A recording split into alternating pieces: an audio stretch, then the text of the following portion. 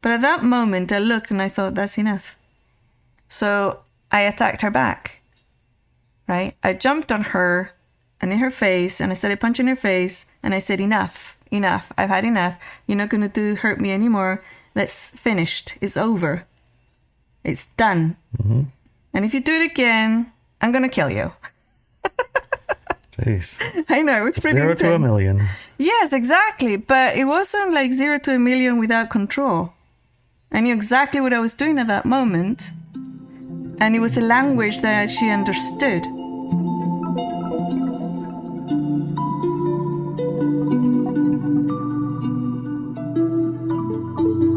Welcome to another episode of Driving to the Res. With your favorite hosts, Larry and Inelia. Yay!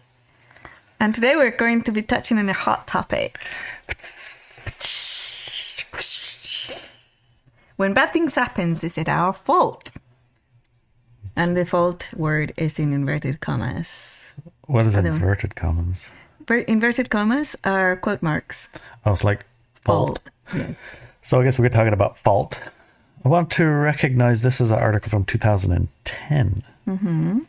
And the reason that we're touching on it is because oftentimes these articles, despite the time they're written, become relevant over and over, yes. Right? And the other thing I will note is this article was written in a time before there was a split decision. So the context of that kind of matters. Mm-hmm. It matters. Tremendously, because after 2011, the split was to have like two different experiences of reality. Before that, it was as an ascension process. It was a process of the entire human collective was increasing their awareness and stepping into enlightenment and oneness and all these other things that are high frequency and expanded awareness, basically. Right. So this was a Ascension 101 article, and ascension meant and means expansion of awareness. Right. In what you within mean by the teachings that I teach, yes. Right. But it is also means a lot of other things depending on the teachings, right? Yes. And so this article similarly has phrases, statements, and situations that is very easy to take out of context or apply it to the wrong definition and things like that. So I consider this to be one of the more advanced articles to be able to read and collect and connect to the information that's being transmitted. Mm-hmm. Also move yourself to the time where there was no split and put it into that context. If you're able, I mean, this is kind of an active listening thing. Listen to it from the perspective that it was written in and how it translates to how we are engaging in a split. Mm-hmm. Because I think it's relevant. Okay. Anyway. We're going to do this usual. I'm going to read a little bit of it and then we're going to discuss it. Yes. All right. So the first part, we have all gone through hardship in our lives. We have. Maybe we haven't. I haven't met anybody who hasn't. Have you met anyone who hasn't? Yeah. Yeah? Who have you met that hasn't gone through hardship? Mostly people who pretend they haven't. They have pretend who have? Yeah, they often, well, it's a scale thing, hardship. Mm-hmm. Some don't call it hardship, some just call it challenge. Some call it, no, really had pretty much easy childhood. Mm-hmm. Nothing seriously negative happened. So no real hardship. That was an interesting conversation I heard before, actually, which was the hardship level of people's experiences in like first worlds is so low compared to how I guess it had been in the past in 50s or 60s when like you might go a week without no food and you had to walk to school in 6 feet of snow. And they wouldn't consider it hardship either. They were like, yeah, that's we just have normal. So hardship's a scale, right? And a scale of it doesn't make it less real for the person who's experiencing it. If we if we compare hardship between a person who lives in the United States, let's say, and is not homeless. Maybe their phone isn't like right. They don't have a phone charger. We call it first world problems, you know. It might be don't have a cord. Oh my gosh! And the gas station I went to has the wrong gas. They only have the old cord, not the new cord. It's so hard. Yes, that's pretty big. Compared hardship. to a person who hasn't gone with food, has gone without food for a week and can't feed their children. Or maybe they're living in a war zone right now. Yeah. So different levels of hardship, but I've never met somebody who said, I have had no hardship in my life. And how I don't judge it. I don't judge what they consider to be hardship, right? Or invalidate it. Because at the end of the day, that energy is the same, right? They hold it. I guess my caveat is that through expansion of awareness, what maybe we considered hardship before doesn't really move the needle in the hardship present or looking back at it. It's like, oh, well, actually, that's not a big deal. So I wouldn't consider a hardship that I might have had as called a hardship back then. It was like I look back, I was like, no, that was nothing. See what I mean? It can happen. Yeah. Okay. So I just mean that don't, for the purpose of the article, right? For the purpose of the article, I've never Pretty met much a person. everyone's gone through some challenges. Oh, we call that hardship. Yeah. Okay. Okay, I'll continue. Sometimes it has been so bad that it may seem unbearable. The last thing we need to hear is that it is somehow our fault through karma. So if you're going through a tough time, a tough day, whatever, so somebody turns around and says, it's your fault because you brought this about because of your karma. You probably did something bad to somebody now, or maybe if you didn't do it now, it's certainly in a past life. You're just paying your debt, baby. Yeah. So that doesn't help. It doesn't nothing, right, except give you guilt. Okay, so also the fact that in oneness there is no judgment, right? It is often translated by someone that they can witness a child being molested and do nothing about it, because in oneness there's no judgment of the event. Or that we should accept destructive and negative people in our lives because to judge them is bad. So all these things are brought in, and I don't know if you see the pattern here, but it all validates negative situations. It validates and gives them value to the negative situation. Or it kind of, brushes them under the carpet or whatever that's called. It's like that. Yeah, it's part of life kind of thing, and you brought it about yourself and blah blah blah, that type of thing. Well, then there's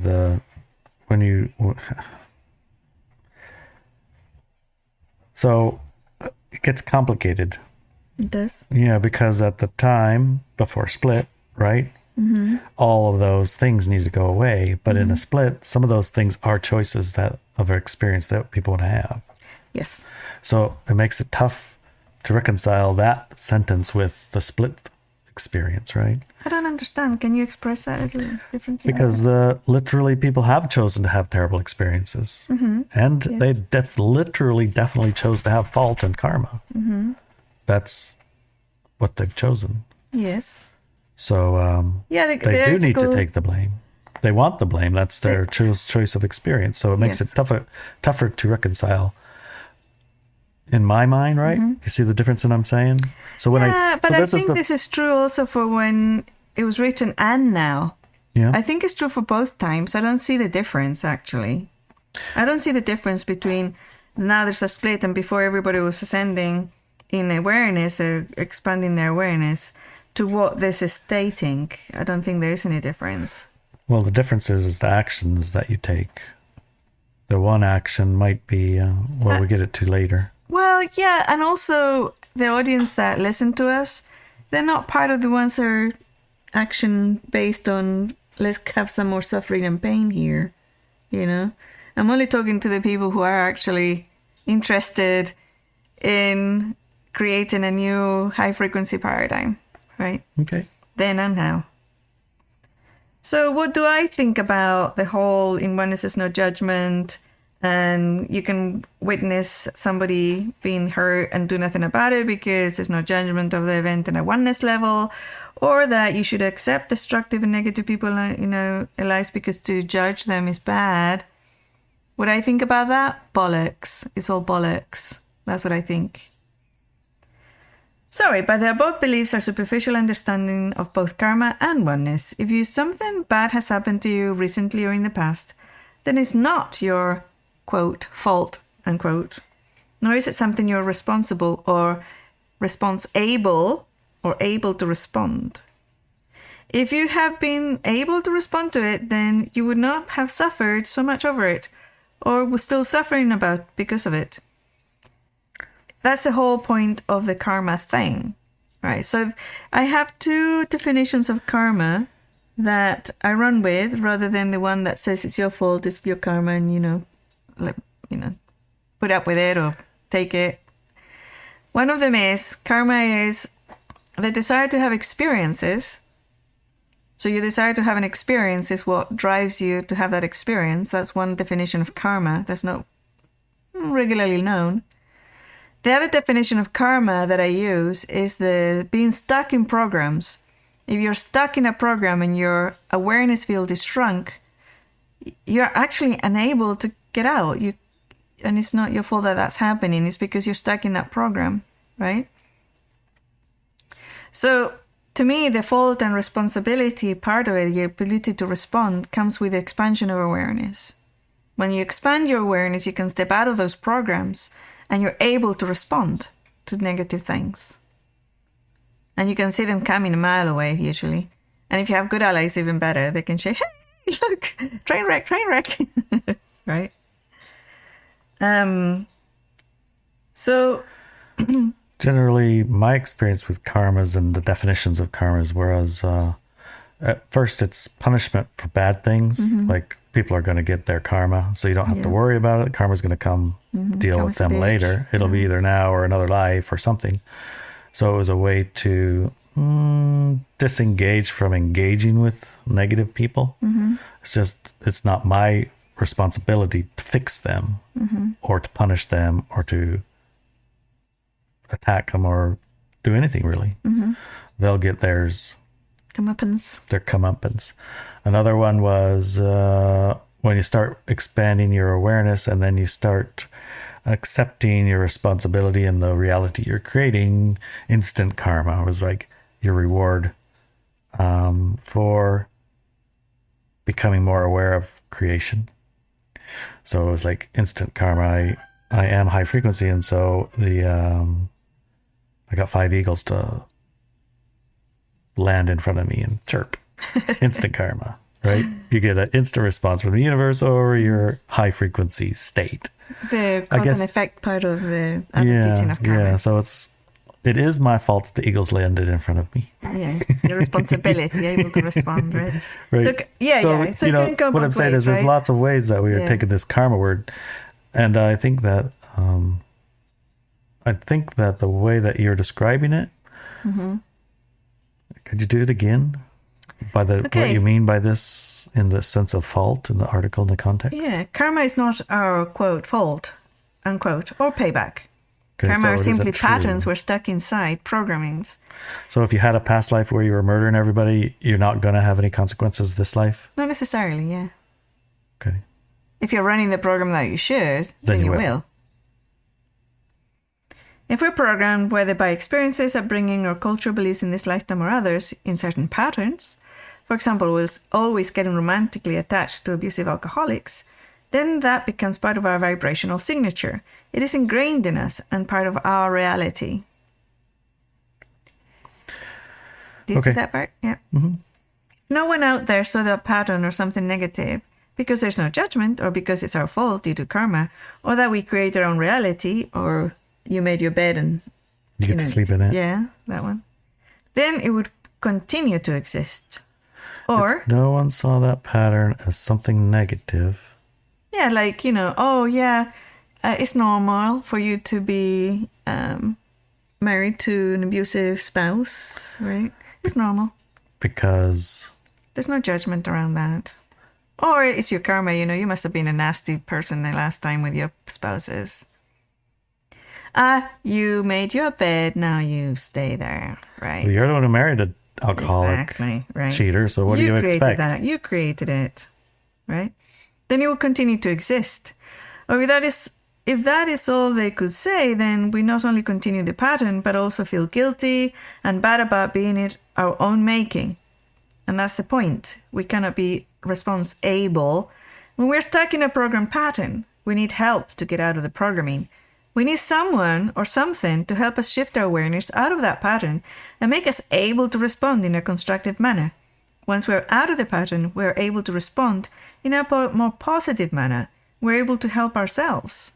And that's the part that I think most people don't understand, because they think if they work on themselves, by themselves, they'll get out of all the negative things. But they wouldn't even know or have any awareness that there's other possibilities in the universe if other people weren't living those possibilities or showing them or talking about it. It's not a lone creation, it's a co-creation that we live in, basically. Way to hold that so you don't squish your dog. Yeah. Okay. You see what I'm getting at here? I think I kind of do. One of the things is that you can't be aware of what you're not aware of. Exactly. You can't be. You can't become spontaneously aware. Sometimes of the things that you're foundationally made, or and well hidden, or whatever. And if you can see other patterns, like if there's something that you become aware of, you immediately have the power and capacity to change that, right? Yeah. Come on. So the example here, if a child is being molested, help that child, get the authorities on the perpetrator, do something. Painful patterns, those that can cause suffering, only trap the person in fear and guilt. They do nothing for spiritual growth. That's another thing that we have gone a lot into in other podcasts and articles, that negative things are not there to make you a better person. They don't allow for your spiritual growth. They're there to stop you. They're there to truncate your growth and to distract you, right? Those negative things. They do nothing for your growth or other people's or society's growth. Right. Well, we're assigning negative to a lot of things, right? Negative to things that might, in some cases, be challenges. That all challenges are negative is a extension of that, you know? Yeah, but that's not true, because climbing a mountain can be very challenging, but it's not a negative thing. Right. So that's what I mean. This is one more of those examples where you need to really put it into the correct context, because when you say negative things happen and it's just bad, some people think getting wet in the on rain, the walk to the car is negative, you know? Yeah. Well, on the scale of negative, maybe you need to wash your face, who knows? So maybe it's a good thing. So we're assigning these negatives to clearly a bad thing. Negative thing is, you know, abusing children, but our definition of what child abuse has shifted dramatically from 10 years ago or even 20 years ago, right? So how do we assign negative? Something that, like I said here, something that traps the person in fear and guilt. So negative is something that traps a person in fear or guilt. Yeah. Okay, when you say it that way, right? When you hear it that way. Causes suffering also. Causes suffering. When you hear it that way, it's easier to place it where it belongs. That's what a negative is. Some other things that are just challenging, that's not necessarily that's not the negative we're talking about. No. And what about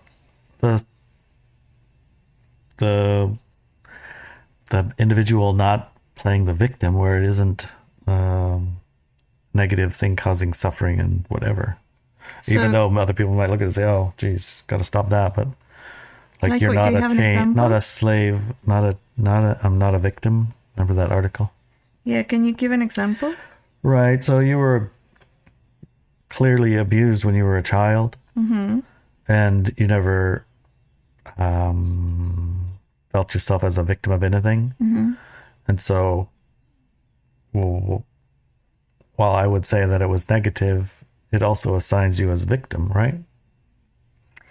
You may assign me as a victim for sure, but I don't. And that's why I was able to overcome it and not push me down. It did cause PTSD, but the PTSD, I don't assign it as anything that's powerful in my life. You know, I don't allow it to, or don't have that much importance on it so that it would rule my life. So if that's the example you're using, I can tell you that my ignorance and inability to understand the concept of co-creation at a young, tender age disabled me in many, many ways. That if I hadn't co-created that, if I had been more knowledgeable at the time, understood these concepts at the time, now I would be a much more able, capable, and powerful woman. Right? Mm-hmm. So, did it have an effect? Absolutely, it had an effect. It disabled me in many, many ways. So it was negative. Yes. But you weren't a victim of it? No. See, I just don't, I can't make heads or tails of how they're different. To me, a victim is somebody who blames another person for doing something to them and gives, therefore, that power to that person, right? You did this to me and it's your fault, and therefore I can never do anything to change it because it was done externally to me, right? To me, the energy was, shit happens, okay, let's see how we can navigate this thing. Right. It's just a bit confusing is all. So, I expect there's potential, and especially in our second hour, we'll be able to dive into it from maybe several perspectives. It might just be me, obviously. Mm-hmm. So for you, it's hard to hear that something bad happened to me as a kid because you love me, right? And for me, when I have told those stories, they're in a way of, yeah, look, if I hadn't been in that situation, if I'd known how to respond in a better way, then I would have been a more able person. I wouldn't have been disabled, physically disabled, and like emotional body disabled, or even mentally disabled, right? So it's a different concept. It's like from this perspective, looking back, yeah, I would have probably been able to manage those situations better. But at the time, I didn't have certain skills and abilities or knowledge, right? So it's from that perspective. For example, one perspective would be when I was 14, something happened and I wanted to forget it. So I decided to forget. Before that, I had absolute recall, perfect recall. I could remember every single minute, second of my life. And then that just vanished. I forgot huge sections of my life. And when I was 7, I remember very distinctly, I was getting beat up by my older sister very badly. I mean, she didn't hold back, she was abusive. And at one point, it's like I was playing on a corridor. It was really long corridor in the family home, really long, made of polished wood. And I was going from one end, and then skidding, going all the way, slippery, Mm-hmm. and I would end to the other end of the corridor. And it was great fun. I was doing that. And my sister was staring at me. And at one point, I did that, and I slipped, I guess, wrong, and I fell. And I hurt myself quite badly, actually. It was a silly thing to do. And she started laughing and calling me names, right? And instead of coming over to help me, she came over and kicked me when I was down, kind of thing, right? Mm-hmm. And I looked at her. I was 7 years old, and she was like double that. She was about 14, and she was big for her age. And I looked at her, and I thought, it's enough. I've had enough. But that was my internal decision. Even then, at 7, it's like, yeah, whatever was happening, it wasn't that important. But at that moment, I looked and I thought, that's enough. So I attacked her back, right? I jumped on her and in her face, and I started punching her face, and I said, enough, I've had enough. You're not going to hurt me anymore. That's finished. It's over. It's done. Mm-hmm.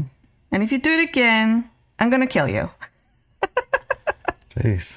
I know, it's pretty intense. 0 to 1,000,000. Yes, exactly. But it wasn't like 0 to 1,000,000 without control. I knew exactly what I was doing at that moment. And it was a language that she understood, right? That's the only language she understood. She was a bully. And she kind of started like hysterically laughing, She got a bloody nose out of it. And then I jumped down and I looked at her and I put my hand out, the stop sign. I said, that's over, it's enough. And then I walked away, right? Mm-hmm. And so even at that age, there was a limit. But before that, it's like, this is how life functions. It's like, I didn't know that life had any other options, literally. I had no idea. But something happened there, just put a stop to it. And that was the end of that. That was over. That didn't happen again. So it's a matter of language and everything. And it's like, for example, I was in my room. I had a special pen and pencils and things. I love pens and pencils, as you know, even today. Mm-hmm. I love the little pretties. And I was reading a book or doing something that was taking my attention, right? And like my stuff was just on the corner of my eye. And I saw one of my cousins walk in, look and see what I was doing, go to the desk and take my stuff, put it in their pocket and walk out. They stole it. And I saw it. And what went through my mind was, I guess they really want it and it's more important to them to have it than for me. I'm not that interested. I mean, it's not that important to me for me to have it. So would you call that me being a victim? Because it was a conscious choice of like, yeah, they can have it. I don't care. Someone from the outside would look at it and say, yes. Yes, what? That you are the victim of theft. Yeah. And they should do something about it. Mm-hmm. Right. Someone from the outside. But it's a conscious decision, right? Mine was a conscious decision. Someone in oneness or expanded awareness might look at that and connect with you and see that you weren't feeling victim and you didn't really care about that and they really needed it. So, okay, it's okay. Yeah. And really needed it. It wasn't like they needed it to survive. It was like, whatever, it's important. Yeah, it was an importance thing, right? Another time, a person, an adult that was already an adult, and an adult blatantly lied to me in my face, lied to me, to my face. And I knew they were lying. And I looked at them knowing they were lying. And the words that went through my mind were, whoa, for them lying about this is more important than the truth. Okay. And I says, oh, okay, whatever, you know. So it's like that energy of the co-creation. Where are you going to go with your co-creation? Was I a victim of a liar, or did I choose for them to have that reality at a conscious level?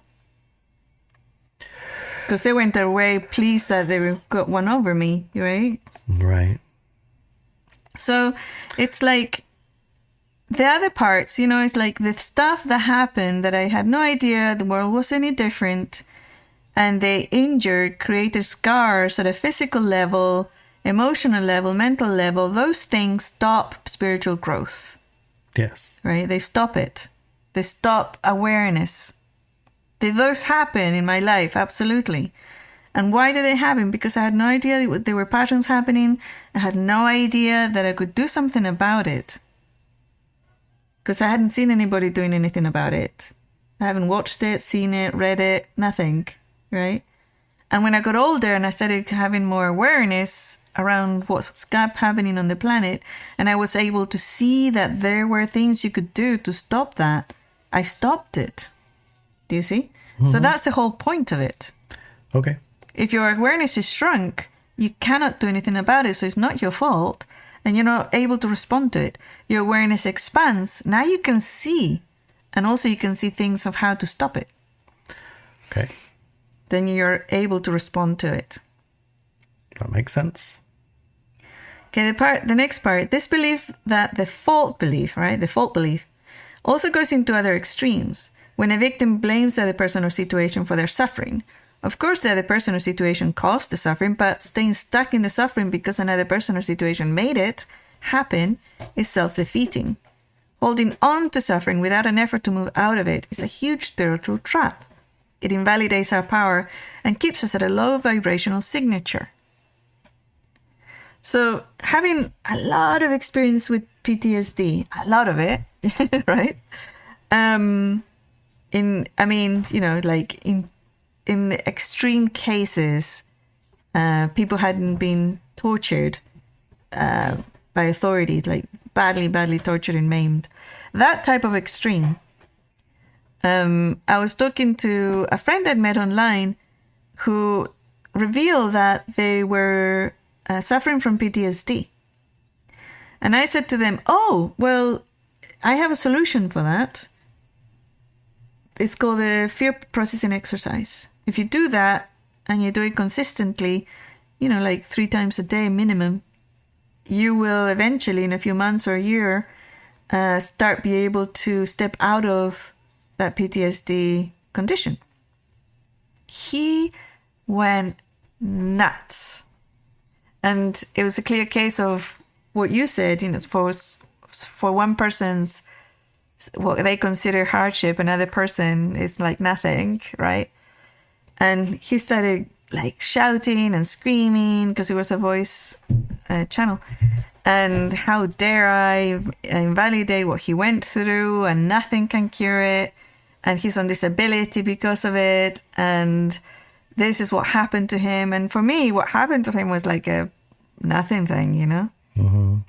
He'd been in Iraq or something and had to blow up people and whatever. Yeah. That's a nothing thing? For me, yes. For me, it's not nothing thing. But I think it has very much to do with your relation of what can be traumatic and what isn't, For me, personally, from what I've lived and seen and experienced, doing that or having seen that done, for me, it's a nothing that you can overcome. Of course, your body's going to be traumatized, right? And your emotional body's going to be shattered, and your mental body too.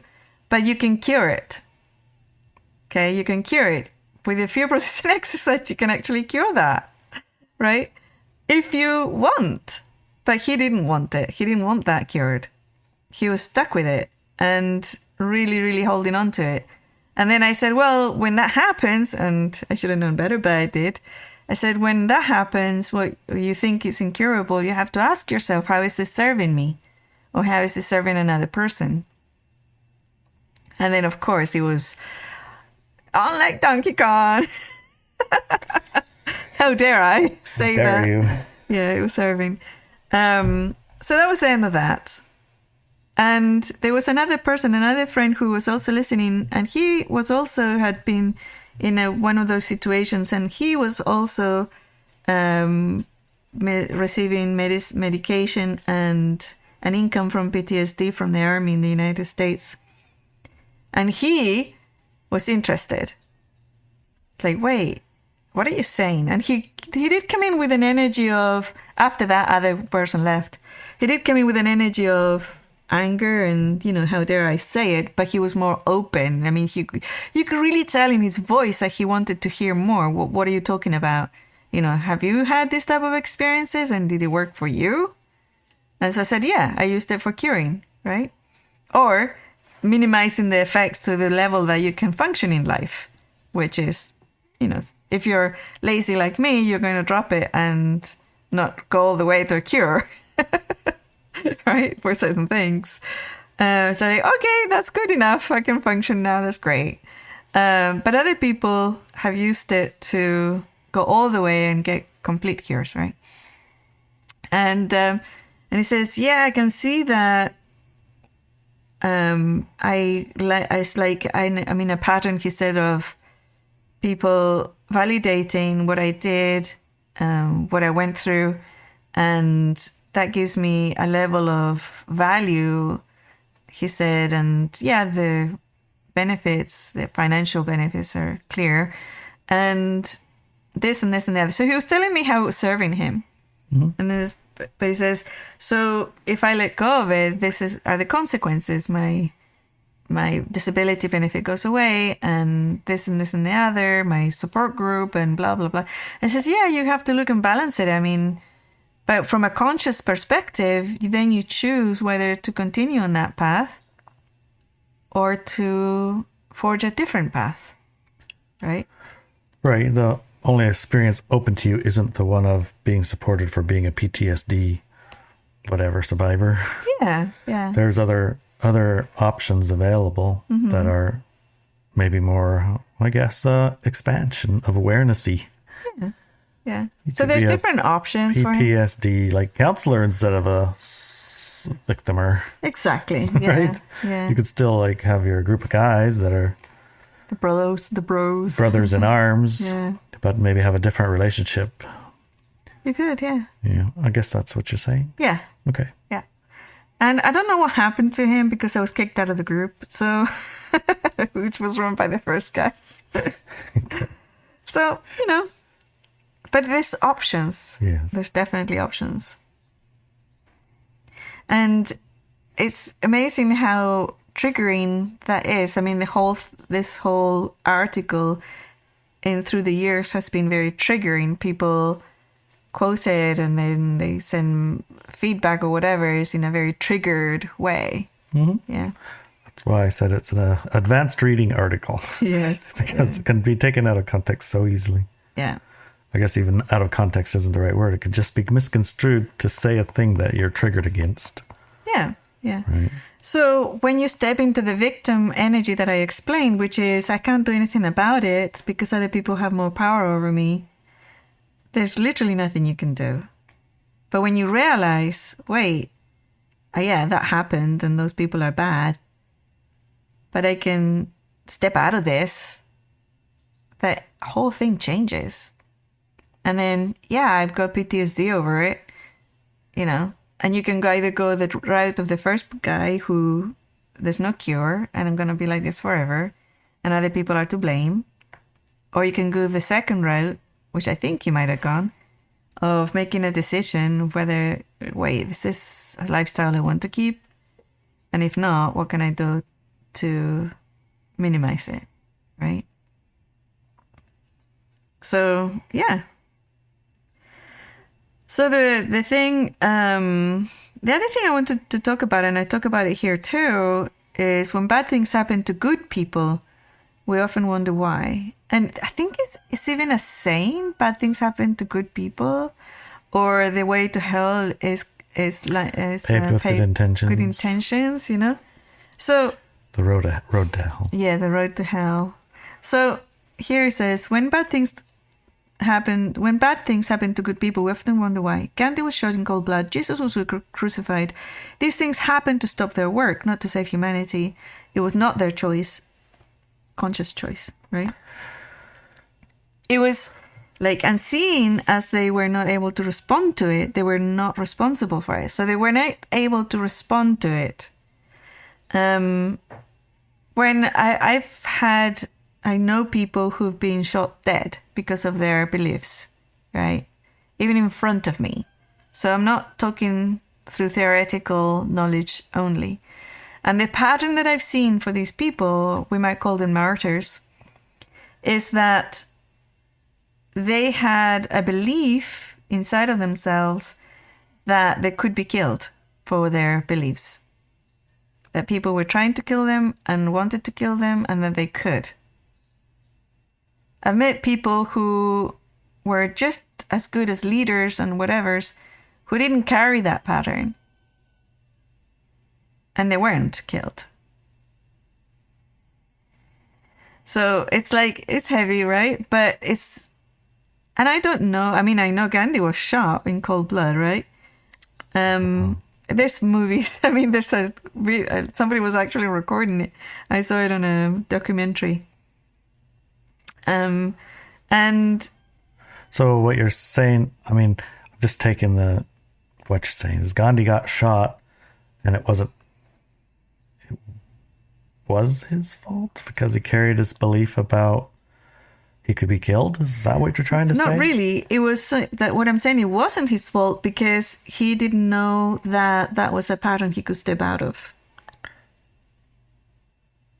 If he had known that if he processed his fear of being killed or believed that other people would have that power to do that to him, he wouldn't have been able to be shot.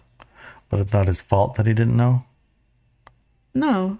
Whose fault would it be that he didn't know? Somebody around him that should have told him? Fault. Because fault is I'm sure when he died, he went, oops. probably. Like, oopsie, like, should have known that one. Yeah, there was no awareness field. There was nothing there that could teach him that he could step out of that martyrdom energy. And maybe it was actually something that he had already scheduled and they had planned to create a martyr energy. Right? Right. Well, that seems reasonable. I mean, there's no fault in that. That's just an arrangement. Yeah. And then the Jesus thing, I don't know if Jesus existed even or was crucified, but there's definitely a whole pattern of martyrdom and guilt and fear around it that has colored the light-dark paradigm for thousands of years. Yeah, there's some magic around that story. Yeah. Because it's very impactful for thousands of years. Yeah. Well above its actual, Yeah. So, was he able to respond to it, right, or not? We don't know because we don't know if he existed even. We don't know which part of the fairy tale is right. Right. The right version of the events. Mm-hmm. But as told, he victimed himself and martyred himself. That was, I thought, the reason. So they could prove they could come back to life or something? Yeah, it's not clear enough for that one. It's not clear enough for that one. So reality check. We can only, quote, create our reality, unquote, when we take charge of our own game. When we learn the rules of the game and can take our power back from those who keep us asleep and as pawns in their games. And yes, if we go all the way to oneness, again, it's irrelevant. You chose all of it, right? All of it. It's all but experiences. we're not talking about that level because we're not in that level right now. As a person or as a collective, we're not at the level of oneness. So we have to bring it down to what's relevant. Okay? We take back our power and we create our own games. So how could we not be at fault if we're the ones that need to take our power back? At Who's a level of responsible? oneness, you are responsible, absolutely. And you could say it's your fault. But we're not living at the level of oneness. We're living at the level of what programs are you aware of and which ones are you not aware of. That's the level of game we're playing at right now. So when I can hear, so when I hear the fault, I hear of it's my responsibility. It's not somebody else's fault. I can't blame someone else for the experiences that I'm having. I need to take responsibility for the experiences that I'm having. Mm-hmm. So whose fault can it be other than mine? It can only be mine. But what does fault mean to you?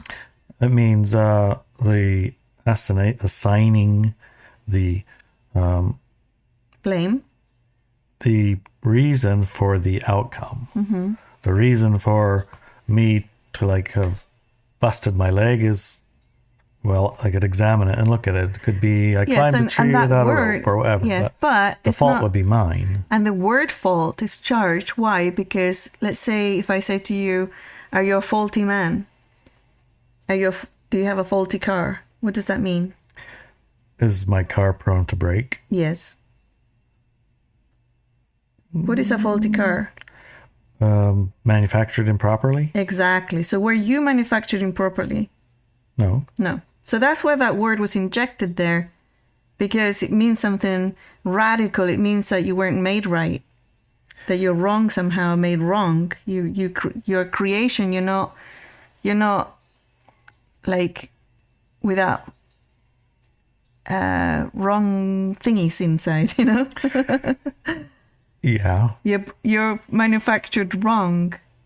So that's and it's permanent. That's why that word fault is erroneous to use in this context. Because that's not true. You're not full of faults. You're not manufactured wrong. Do you see? That's why I don't use that word. And when you use that word for yourself or others, you're already bringing it back into that paradigm that you're a victim and you can't do anything about it because a faulty car is faulty by manufacturer. So we can say you're responsible, but you're not at fault. Yes, you're responsible if your awareness is expanded enough. Then at this level of the game, at the level of oneness, you're responsible for everything. Right, but I mean that's irrelevant. Irrelevant. Exactly, that's what I'm saying. We're talking about at this level of awareness. Yes, at this level of awareness. Which is the one we interact with on a daily basis, on a normal sense. Not like we're just after you spent 7 hours in meditation and you're expanded into an enlightened state. That state of awareness of fault and blame and stuff, that doesn't exist anyway. Exactly. But at the normal, like I'm going to the restaurant and somebody spilled Coke all over the table and it got all over my pants and now my pants are sticky and wet. Mm-hmm. Whose fault's that? Right. That's a good question. We'll find out in the second hour. I don't know. I think somebody better get blamed for this.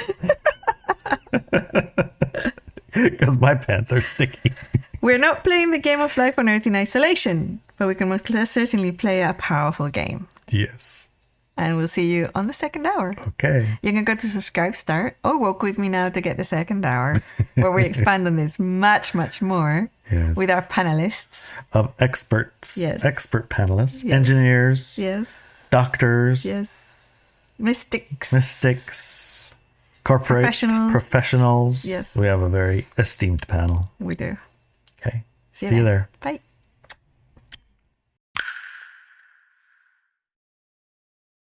That reminds me also of the concept of confession, because many times, and I grew up among Catholics, people would do bad things. I said, it's fine, I got confession on Friday or whatever.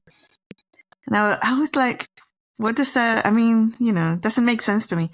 Well, and I asked what that was about, and it says, yeah, you just tell the priest the bad things you've done, and then you need to do so many Hail Marys and so many Our Fathers, and it's gone. You're perfectly fine afterwards. It's like nothing ever happened.